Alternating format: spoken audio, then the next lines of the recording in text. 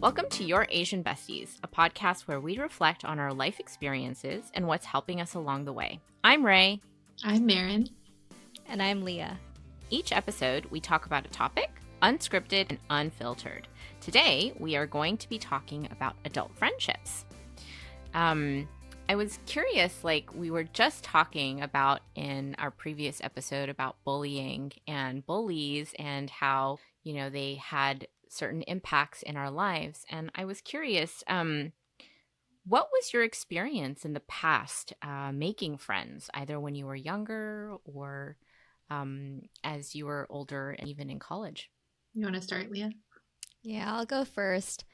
Honestly, I think it was a lot easier to make friends growing up than it is now.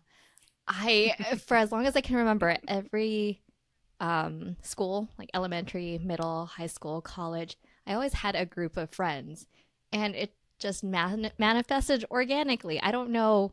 I can't tell you like, oh, did I introduce myself? Did they introduce themselves to me? But I remember like I had 3 friends, Jackie, Nikki, and Ivy in elementary school. In middle school, I had this whole crew. And then half of them stayed friends in high school, and then some went to other high schools. But there was always these like same people I'd always sit, well, different people in different schools, but always the same set of people that I would sit with like for lunches. And I definitely don't have that regular, like group of friends, locally in the same place now. And yeah, it boggles my mind because I don't think I had to think about how to make friends, if that makes sense, growing up. Yeah, it's because you're sitting right next to them, like in class. Yeah, because one of my best friends I met her in middle school, and we bonded because we just had the same pencil case. And we were like, what? Like, you have good taste? Okay, we're besties, It was as simple as that. Like, back then, it's as simple as like, oh, I like your jacket, or, oh, you listen to that music too? But yeah, I feel like it's the physical proximity is the biggest thing, because I would echo the same way. It's like, how did those groups form? Because Ray and we were kind of in the same clique in elementary school, like in the same kind of circle in a way. It was a group of us girls, and I don't really remember like a specific like neat cute story about it. You're just in class. Yeah, it's true. There's no story like that. But I think, as I got older, I was more of a floater. Like I was part of different groups. I think I had commitment issues. Whenever like a group got too clingy to me, like, okay, we're going to eat here every day at this table. And I'm just like, oh, I don't know if it was my Libra or whatever, but I was like, I need more freedom. So I would bounce around to different groups, like whether it was the kids in my classes, and then when I played sports. So that was how I was. I guess I was more of a butterfly. Yeah, I had 2 groups in high school. Did you? Anyway, I do. Wait, you did? Yeah, there was one like I was one of the younger ones in like my grade, but I made a lot of close friends with 1 grade younger than me. So then I'd have that group, and then the group that was my age or my grade. Yeah, like what kind of friend were you? Like, what kind of dynamics did you see in those like friendships? Like, you know how they say like, oh, she's the shy one, or she's the quirky one, or she's the creative one, or like, I'm curious, like, what kind of friend were you, and was that like similar like across the different like social circles that you were in? And was it easy, or was it hard to like maintain friendships? For me in high school, definitely I was the bubbly, effervescent, positive, happy one. Also the smart nerd, but I think more dialed up. I was very hyper, like in a happy, positive way. You were Bubbles from the I was Bubbles, yes. Basically, I was like Sailor Moon. Yeah, like that. And now I wonder like how much of that was me versus a people pleaser version. Yeah. Oh. What about you, Maryn? How about you, Maryn? I don't know. I think just like how I was non-committal with the groups, like I just try to be a mystery. I'm like, yeah, I'm smart, but don't peg me with that. Like I'm also cool. So, I think I actually liked when some of the guys would be like, oh, you're such a mystery. I'm like, exactly. That's what I'm going for. Ooh. But yeah, so I don't know. I try not to fit in a type, but I think I was Did you do like that nice. intentionally? Kind of. I mean, I think I wasn't like a lot of kids that age. I didn't really know who I was. I had a very active internal life, but I wanted to be thought of as like the cool girl who could hang with the guys. I think there's a term for that now, like on TikTok, like too cool. I forgot what the term was, but it's basically like, yeah, I wanted to be like, I can hang with the girls, but I can also hang with the guys, kind of thing. Oh, the term I think is like not like other girls. That's what they call it. So you're kind of like, oh, I'm special. I'm not like other girls. Like I'm not basic. I can drink beer and I can shoot basketball better than you. I was always trying to be an enigma. When Leah said, like, was that intentional? I was curious about the same because for me, like, I don't think I ever was intentional. I was sort of like testing out the waters, like what do I have to do in order to not be abandoned, or what do I have to do to be like liked enough but different enough that I'm not like stepping on anybody's toes. And so I was always taking like the role of what wasn't being met, or what was needed to hold the group together, or what to avoid conflict. At least that's what I'm thinking. If I were to look back and maybe talk with friends, like they might have a different memory, but a lot of it is, like clouded by, memories of having been bullied. I'm kind of curious, what did you look for in friendships when you were that young? It's not going to make us sound good or look good. Uh-oh. Leah can answer first. Well, I was going to say, I think I didn't. I think it was proximity and people I just felt comfortable with. Because there were times like I would float around to like, the leadership ASB group, and some of those were more of the popular kids. So like, I think I fit in enough if like we were working on something together, but not just random. But the people I really most felt myself with, I guess, is like I don't know. I don't know. And I guess we'll get to this in a little bit, but I can also tell you one of those groups of friends I'm not friends with anymore. And then the other group I'm still pretty close to. So did your group of friends like have like what kind of group were you? Did you have like a certain reputation? One of them, I mean, it was like basically mostly like Filipino or half Filipino. So I think we were just like all the good kids, right? I don't think all of us were like classified as like the smart straight A ones, because some were, but we were all like just like nice, pretty stable. Like other people would like pop in and out of our table, and hang out for a bit. There was another group who was the ones that were a grade younger than me. They were more of my DDR/anime crew, so we had that in common. And once again, it was like middle ground, like not crazy popular, but not like unpopular. And that was definitely more of a bond of common interests. You guys were ahead of your time, because now anime is so popular. I know. Okay, I'm glad you said that, because now I'm thinking like, my like core group of friends, we were mostly Japanese American. Like some people were mixed ethnicity, but I don't know. It's like, I guess we all knew of each other.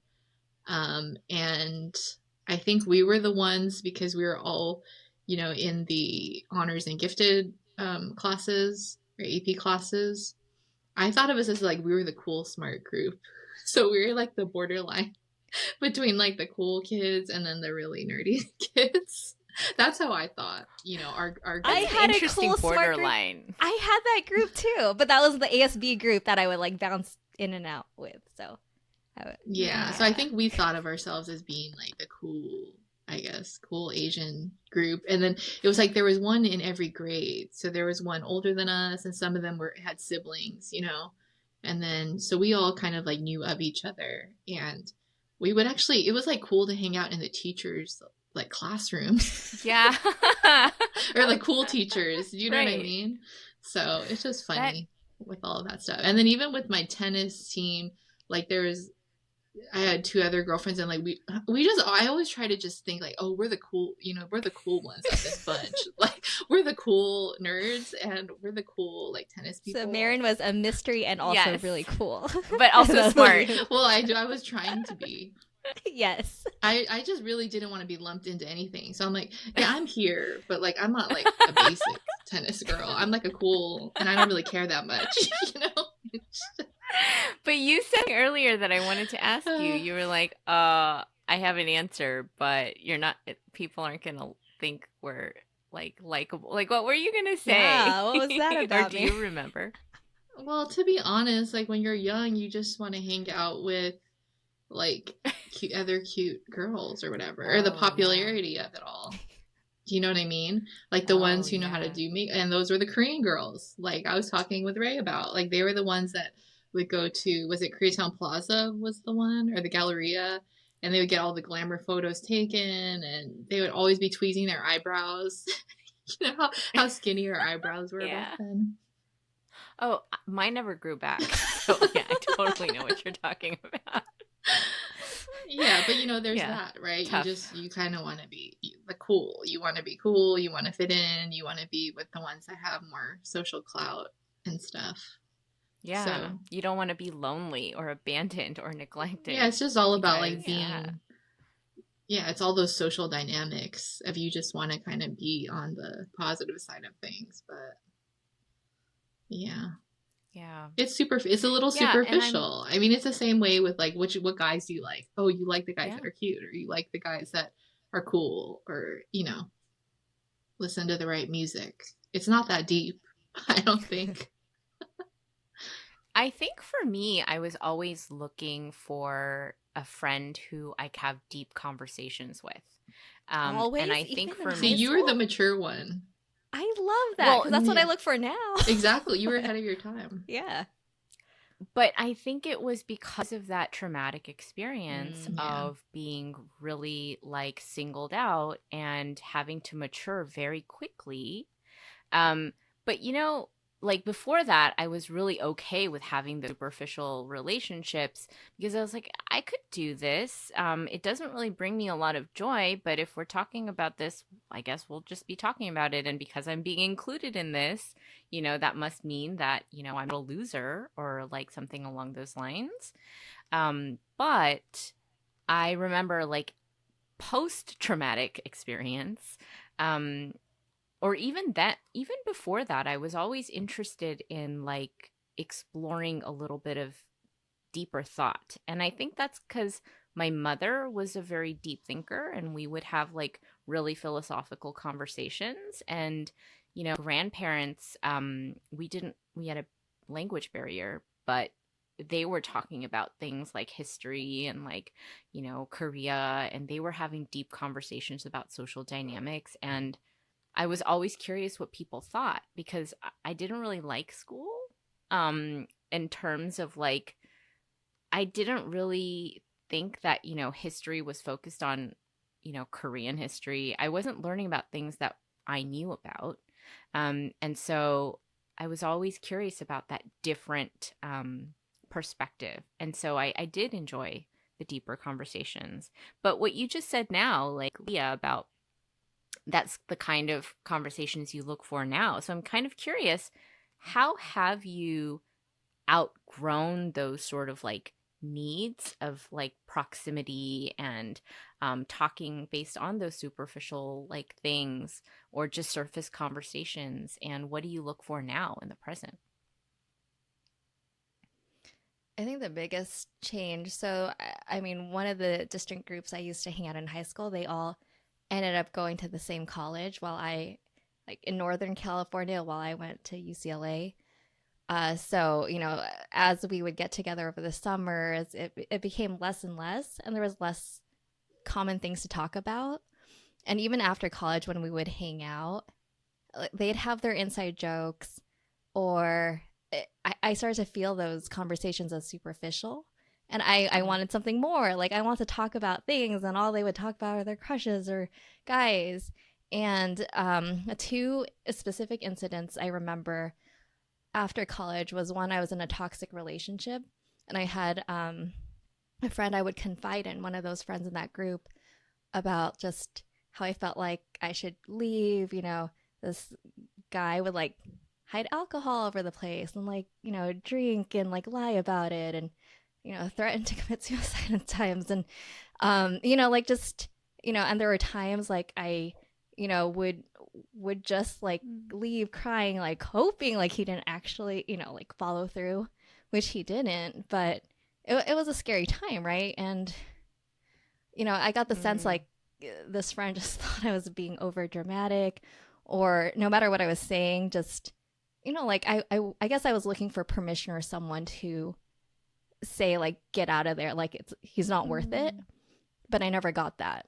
And then second piece is those same friends, when my dad passed away, so this was over like 13 years ago now, but didn't even like really come to check on me, barely made, like attended the funeral and left, like without really hanging out with me or any concern. And like, I think it's going through those hard times, you realize how deep of a friendship or not it is. And they couldn't fill that for me. So after that, I kind of just chalked it up to, like, yeah, I don't need them around. Like, it wasn't healthy for me. And I think part of that rebuilding, so there's a time in my life where I want to be more intentional about who I surround myself with.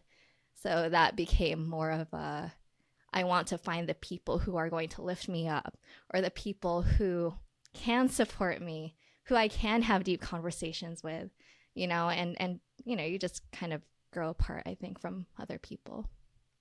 Yeah. What about you, Maryn? I'm like afraid to say anything. I don't know who's going to listen to this. But I mean, what Leah was talking about did remind me, because I got into a relationship in high school, and he didn't go to my same high school.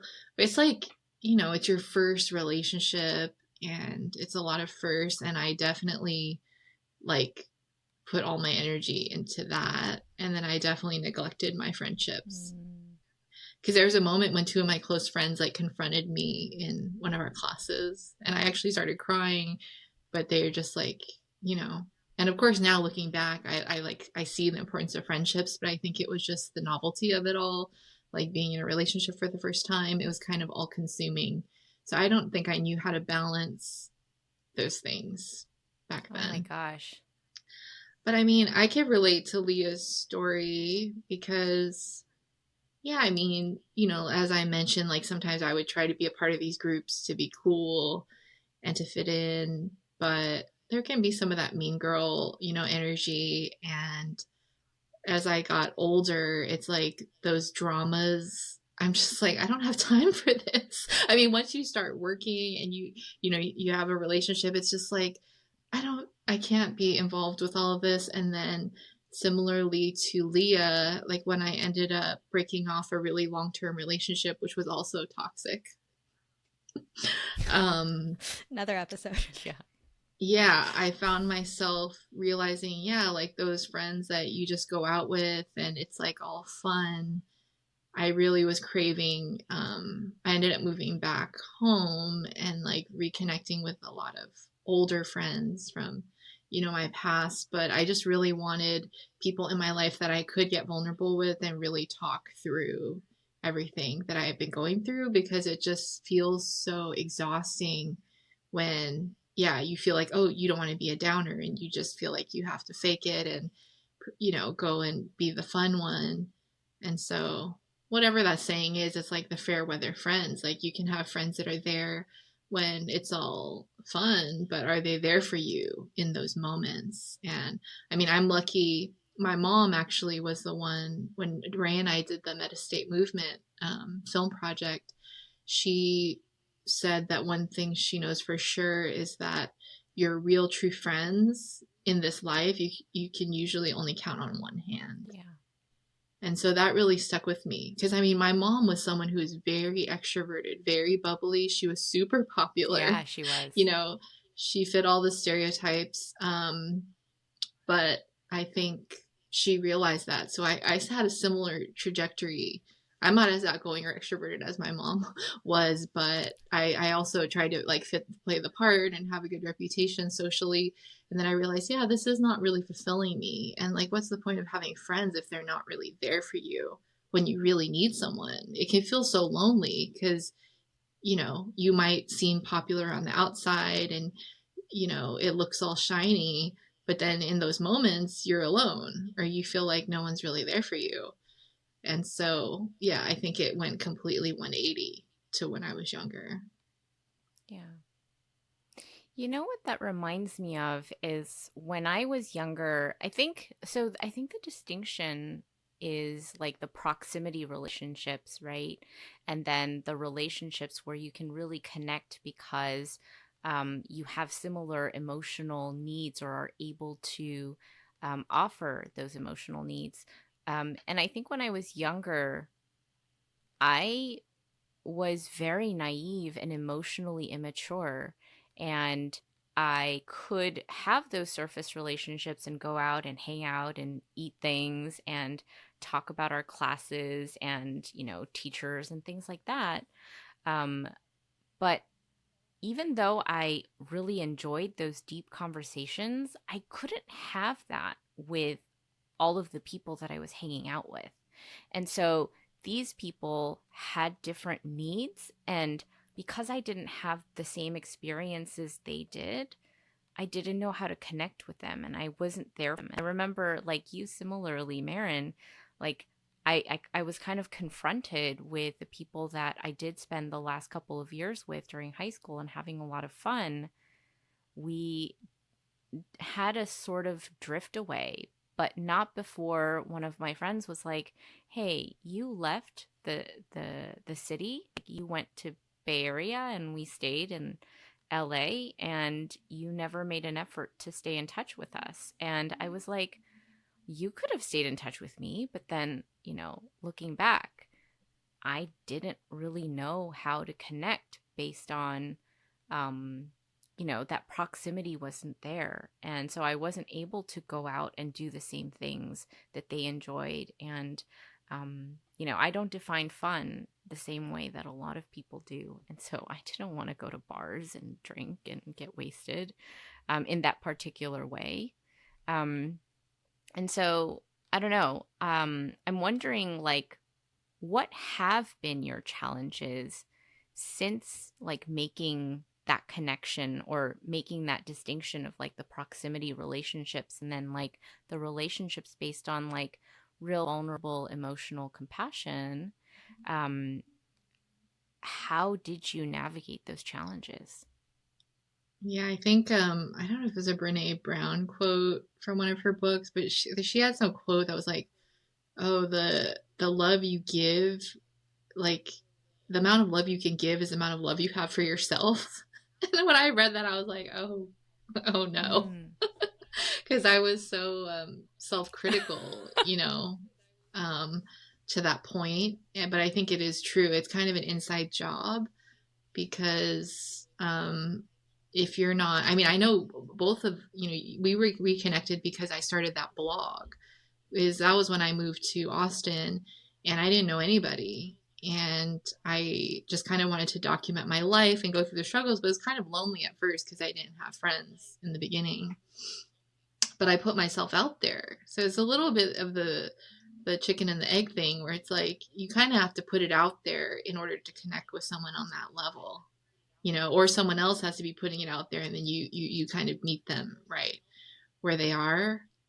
So for me, it was a lot of internal work that I had to do and not just rely on this like like kind of like Leah mentioned, like this persona of someone who's like always fun and, you know, so great and la la la, you know, it's like you have to be willing to show your dark side if you want to connect with people on that level. Like you have to be able to get vulnerable and kind of put yourself out there, which is scary, you know, because people kind of want to expect you to be one way. So yeah, for me, it was a big journey. And I know we all talked about it as being Asian women, where you do feel that you have to be like this perfect prototype of succeeding in all the different areas. Like for me, it was kind of with Ray's word of unmasking, it was kind of taking that mask down and being like, who am I as a person? You know, I'm just this messy person that doesn't really know what's going on, but you have to shed those layers in order to connect with people in that deeper way. Yeah. What about you, Leah? What was the question? You did a good fake out. You like were making that contemplative face. Yeah, like, you were going to say something deep. I wanted to. Yeah, it was. Oh, I have something really good. I probably talked too long. No. I was so I enjoyed your story, Mary, but it made me think of many things, like from like, oh, when I was in a new environment, when I moved this. But then I was like, well, was the main question about what I'm looking for, or how I? Well, I was. Yeah, like what were those like challenges as you were making that like, you know, trek between this is what I needed in friends when I was younger and this is what I need now in my friendships to fulfill me in the present? I think after college, well, so I had a boyfriend throughout college. Maryn knows this, until senior year, and then probably a few months later, I jumped into another relationship, and that was with someone who lived, in Northern California. So after college, I ended up, he eventually wanted to move to San Francisco, so I ended up finding a job in San Francisco. So I mean, all this to say, like a lot of my friendships, like in my early mid-20s, were through boyfriends, and I expected a lot more than I probably should have out of them, you know, in hindsight. And I think part of that too, right? It's like, yeah, I wish I had made more friends at the time, but a lot of it was either visiting, you know, the boyfriend, or having them come visit me, or making plans around that. I would take classes, you know, like night classes for hobbies. You try and make work friends and just meet them for drinks. But once again, it was all shallow and superficial. And it wasn't until, I'm trying to think of how it turned out. But one of my really good friends, so two of my good friends, one of them ended up becoming my sister-in-law. So in my master's program, I think, did I not tell the story? So I ended up getting my master's. So a few episodes ago, I talked about getting my MFA in web design new media. During the orientation, you show your portfolio to the teacher, get some feedback on it. And going down the elevator, I started chatting it up with this other woman who was also starting the same program. And we connected, so through summer classes, through fall classes. She had her 30th birthday at a bar, and then I ended up sitting next to her brother-in-law, and that is my now husband. But, you know, it's like things like that, like I think are so random. And then by way of also my husband, one of his close friends' wives, she's passed away now. Maryn knows this, but my friend Valerie, first it was one of those like superficial, oh, you know, like we double date, we do all this. But she started introducing me to like local book clubs and her friends in the area. And, you know, as we both started, you know, getting married, having kids, she had fertility struggles. We both had miscarriages, you know, like we started to talk about the deep stuff. And I think through that, you become more vulnerable about sharing those kinds of things. So it becomes like a testing the waters, right? You see like, you know, is this someone I can talk about these things with?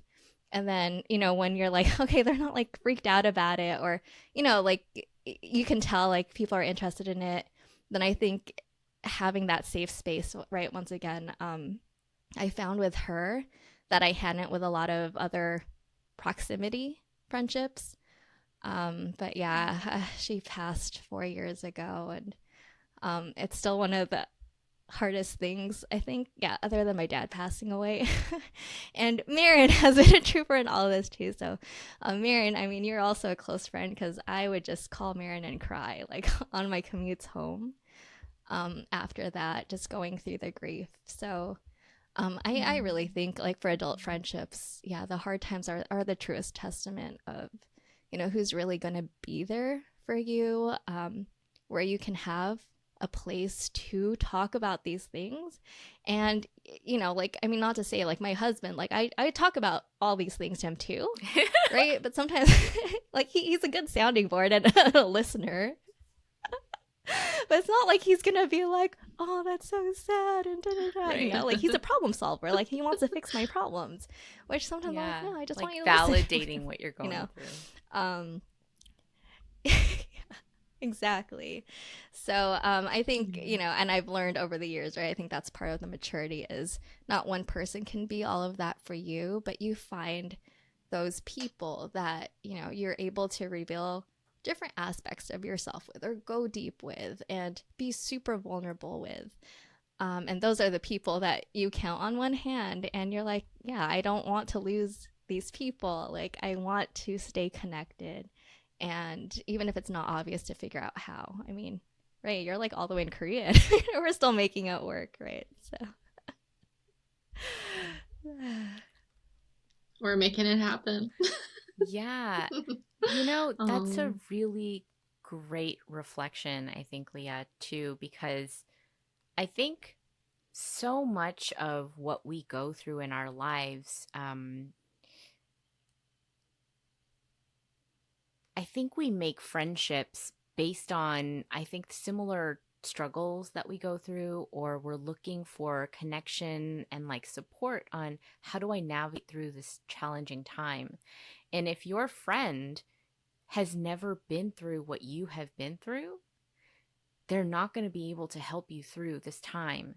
And, something that I have that is really my fault, that the reason why I've, like, so many of my friendships have dissolved is because I didn't have the same experiences that they did. And I was not able to communicate with them on some of the challenges that they faced. And also, something that I noticed is I never had the ability to ask for help. And so I'm sure that a lot of the friends who were there for me or weren't, I could have asked them for help and could have maybe like saved some of those relationships that resolved, but I never felt worthy in my experiences. I think, Maryn, you were talking about that Brene quote, which really resonated. Like, I didn't love myself enough. I didn't care enough about myself, that I lost a lot of those relationships because they could have been there for me if I had known to, choose me and therefore the relationship. And so I guess, like, my question for you guys is, it sounds like your definition of friendship has evolved over time, and that your needs have changed through like different struggles, and like through grief and different like relationship breakdowns and things like that. And I'm wondering, like, how have you changed the way that you connect with friends, or know what friends to make now based on the experiences that you've had in those relationships, I don't know, disconnections or breakups, friendship breakups? Yeah. I mean, one thing I wanted to point out, like, first of all, Leah, I do want to acknowledge your loss. And I'm so sorry. I know that was a really hard time.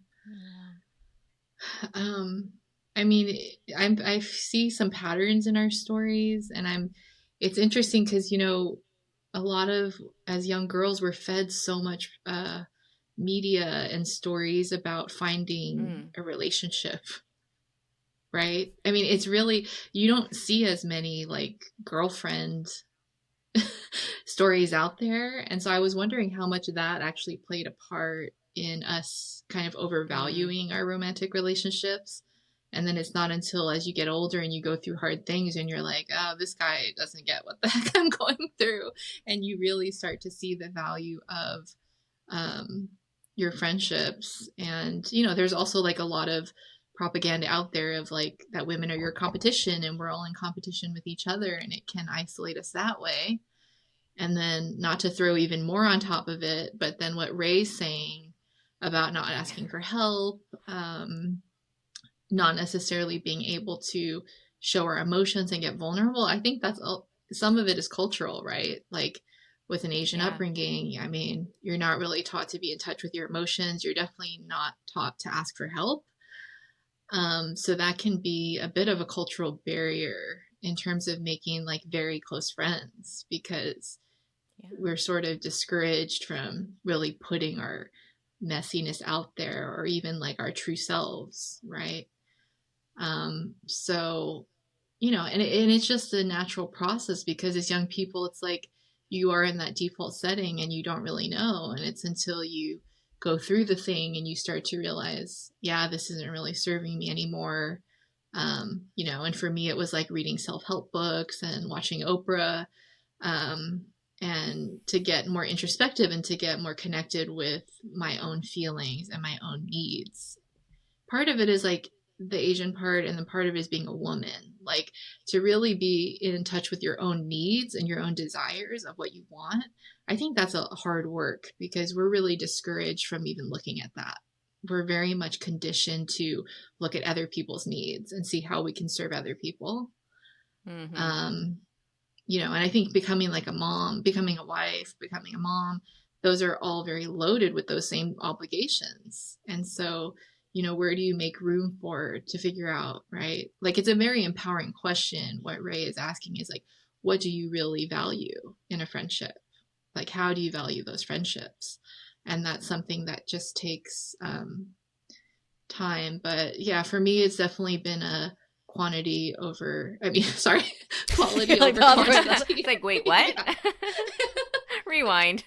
Yeah, quality over quantity. And it's way more fulfilling, because we, you know, like you two, we have these really deep, meaningful friendships that fill me up, versus spreading myself thin and trying to, you know, meet the needs and be everywhere with all these different people, like show up. I went through phases like that where I just was quote unquote popular, but I was so tired. Like I would kind of go through burnout phases where I'd be super social and then I would want to see no one. I'm like, no one talk to me. I just need to read or something.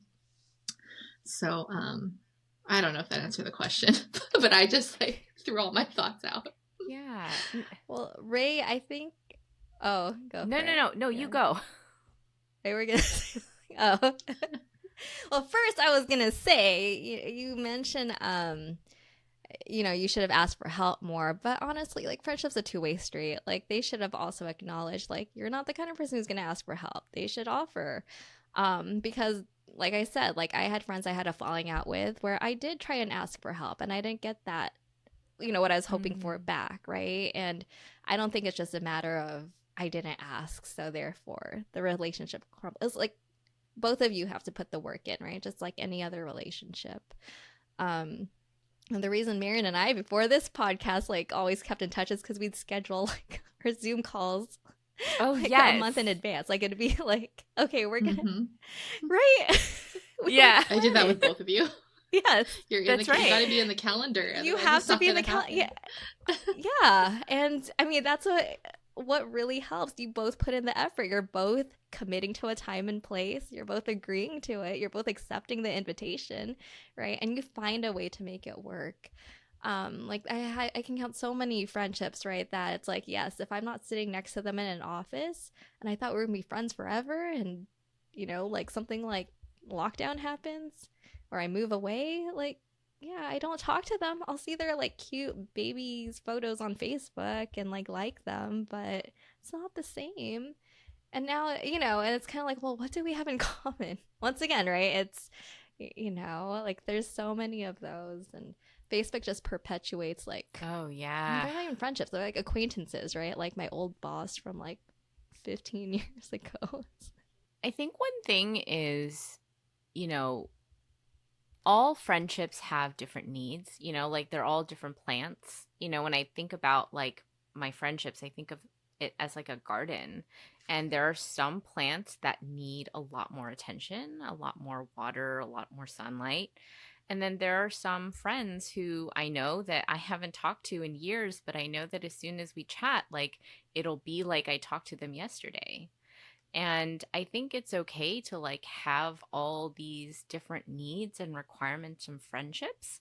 But I think like at some point you do have to know which ones are the ones that are giving back those nutrients to you and which ones are just taking your nutrients away, to never be returned ever again. And I think like in your older years, that's really important because I think social connection and like how, I think that's a single most predictor of longevity is how the quality of your social relationships. And so like, I guess kind of coming full circle on, what friendship was when we're younger and what it is for us now, like looking ahead, how do you think you'll continue to prioritize or nurture your friendships going forward? Yeah, I like the image that you put because the ones that you were like, oh, you don't have to talk to them, and then you left. I'm like, those are the succulents. Oh my They're God. very low maintenance. You don't need to water them. Oh yeah. Yeah, but it also made me think of like the tree. I don't know if I've seen something about that, but it's like you have the roots and you have the trunk and then you have the branches and then you have the leaves and the leaves fall and they come and go. There's kind of like this hierarchy of different friendships. It's like for me, it's a certain circumstances, like when I moved back here, you move, like I'd have to make more of an effort. And I would, like, I'd put myself out there. I met some of my close friends on Bumble BFF, and there's some other friendship apps or going to like networking events related to my job. I've met like very close friends that way. And a part of me believes that some people cross your path for a reason. Because one of my close friends, I met her at a marketing event and we just were somehow attracted to each other. It was a bar and we both had left 10-year relationships with Geminis. Like we had so much in common. It was crazy. Like she had the same life story. And then I was like, oh, you want to come down and meet up for boba? And then we became very close. But it's like, there was probably a reason for that, right? I mean, we were put in each other's path. And we were meant to cross paths so we could understand. Because I was feeling pretty lonely at that time. Having got out of a long-term relationship, a lot of my friends had relationships. I was single again, after that long. Yeah, I kind of forgot the question. I just started talking. You guys keep forgetting my question. What was the question? I'm curious how you guys are planning. I just started talking about trees and then I just got way off. Well, I mean, it's okay that we get off topic or tangents, but I was just curious how you guys are planning to prioritize and nurture your friendships going forward, knowing, how much you value. Yeah. I think all of that to say, like, I think in this season of my life, I have like that one hand of friends that my mom was talking about. And I think I just am prioritizing, like, this is our way. This podcast is our way of prioritizing our relationships. And so I'm just trying to pour into and nourish the friends that I have. So two things like in the past few years, so the anime group I mentioned in high school, one of my friends, like I reunited with, like I was in SF, they happened to live there at the time. I was like, hey, like it's been a while since I've been here, like, do you want to meet up? So we did. And that triggered her to have, us like check in on another friend that we haven't talked to in a while. And basically, over the next few weeks, she started a group chat and we just have one open. And, we only message whenever it's someone's birthday or if there's like a band who's coming to town and we want to see who might be interested in watching it.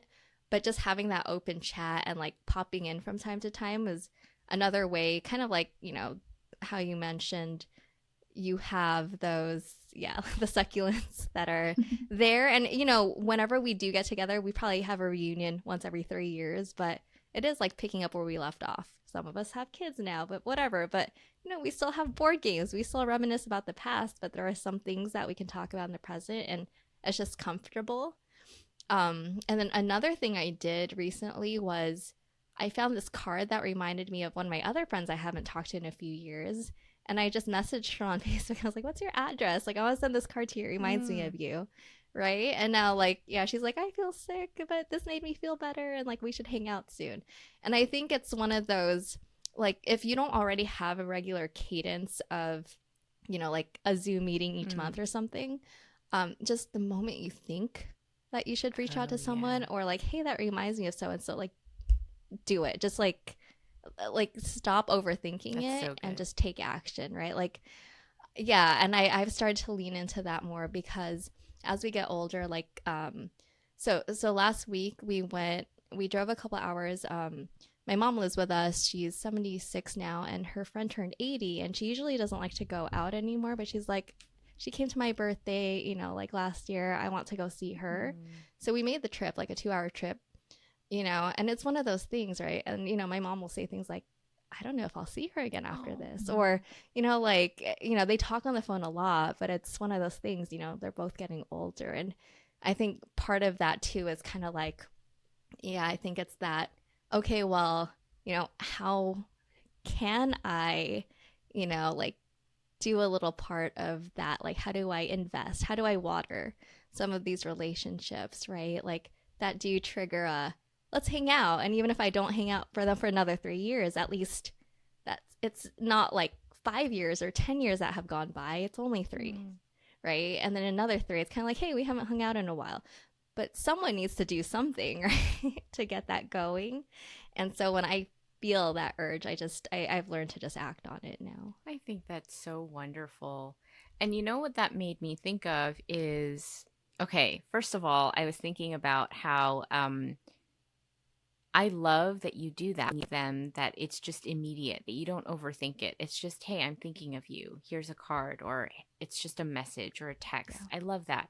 And I've been doing that more because I'm realizing, oh, this is how you nurture friendships. I don't think I knew that before. I was so career minded, so like education minded that, I was so driven by like my, those kinds of ambitions that I wasn't nurturing relationships. But now I've been like looking at people and I'm like, how do you do this? And I'm like, oh, they're texting people all the time. They're sending memes. And I'm like, oh, I should start doing that. I should start sending reels, instead of just thinking about them. I should actually send them that I'm thinking about you. Yeah, exactly. And so I think that's such a good idea and piece of advice. And so I was curious, like, as we wrap up this episode, do you have any other tips like that, or just tips in general of like, how do you make friends in your adulthood and also continue to nurture the ones that you have? Yeah, I think I would just say be open. I think I'm a pretty open person. Like if I meet someone, I just try to be generous. I mean, my mom was like a master friend. She just had a huge circle of friends, and she's the most generous person ever. I mean, she remembered everyone's birthday. If someone had a loss in their life, she was right there. She'd give them gifts. She just was the Oprah, like giving everyone cars. So I can't do exactly what she did, but I definitely learned from her, and to be generous and thoughtful with my small circle. I think I give a little bit more deliberately, but also stay open because, when we lost my mom last year, it's really a life-changing thing. And like Leah was so amazing because she had lost her dad and she had lost her close friend. And I felt like she really knew what to do and what words would be comforting. And so that was a life event that made me realize, like, after having gone through it and still going through it, but it made me in search of that community again. So I have connected with a few people here and there who I've seen have also lost their moms, over the last year. And I will put myself out there. Like one of the girls, she has a small business and she actually made a zine about her mom, like taking care of her mom and her mom's passing. It was very inspiring to me, you know, how she channeled her loss and grief into her art. And so I supported her business and I sent her a thoughtful note and I just put myself out there. And then we ended up at the same event and I introduced myself and now we're going to get lunch, you know. And so I think just stay open, you know, because even you can have amazing friends, but you go through certain experiences that you really need people who have gone through it too. You know, I mean, they really, you can just be there together and just even not even say much, but you just know, you know. So I think it's important to, yeah, just put yourself out there and be in search of it, and who knows what will happen, and just have those lunches and those, grab a coffee, and you never know where it will take you, and that person can become like a really important person for the rest of your life.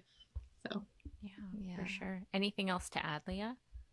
To echo that, yeah, if you don't see the community, like, build it. So when I moved to Roseville from the Bay Area a few years ago, I wanted to find other designers because I worked remotely, and I ended up starting a meetup. That meetup grew into a full-fledged org after a year, and then got the attention of another nonprofit in Sacramento, where we ended up joining forces, and we created this regional design nonprofit. And for almost 2 years, us board members, right, would meet together really often in person and online. And even though I'm not involved with the group anymore, like, I know, like, you know, I still know those people. Those are the folks, like, if I ever needed something or want to jump back into it, like, you know, they'll accept me with open arms. And I think it's that. And then the last piece is, even by sharing this podcast to my Facebook group, one of my son's moms listened to it and then reached out for coffee. And then, you know, it turns out she is on the board, like, founded an API nonprofit here, right? And I think part of that too is, like, expressing your interests, right? Like, in both cases, like, what are you interested in? And it will attract the people who are also interested in that. And, you know, then it makes it easy to talk about that, have that safe space, and you have that instant connection, right? So it's not even proximity, but it really is just being a little vulnerable, to be honest, about what you care about. And then, you know, you'll get that in return. So that would be my last piece of advice is, yeah, let people know, like, what you are interested in. And it won't be for everyone, but that's good because you'll weed out the people who, you know, probably don't need to be in your life anyway. So, yeah, it's so true. And I think on that last note, like, what you were saying, Maryn, about, like, staying open to, like, new relationships and things like that. And also, I've found a lot of support in reconnecting with people that I had strong connections with when I was younger, or people that I knew from when I was younger, and, you know, developing those relationships now in my present. There are a lot of people from my past who I still remember. And I think, Maryn, that's how I reconnected with you, because I remember I really liked her during elementary school. And she's posting all these things on Facebook that, you know, are, you know, interesting and, you know, kind of are similar to what I'm thinking. And so I remember reaching out to you, and then we had, like, that 5-hour, like, epic, you know, FaceTime chat that led into many collaborations. So, and I'm still doing that now, like, with friends, and, like, even just, like, single conversations. I remember reaching out to a friend that, you know, was just a classmate, and I was like, can you be on my podcast? I want to talk to you about this thing that we kind of talked about in high school that I still remember. Can we talk about it now? And, you know, and we're still sending messages back and forth. And so it's like, be open to not only new people, but also to people that you've known or had friendships back in your past. So I felt like that was a really nice, you know, conversation and reflection about our friendships, and also, you know, kind of about our own. And so thank you guys to people who are listening. If you haven't already, follow us at Your Asian Besties on social media, on all the platforms, and subscribe on Spotify, Apple Podcasts, or even YouTube. And we look forward to seeing you in a couple weeks. Thank you for listening. Bye. Bye. Gosh, that ending It was fine. Yeah, anyway. It was fine. All right. It was perfect. I'm going to. Beautiful. You're just like, shut up. Okay, stop No, recording.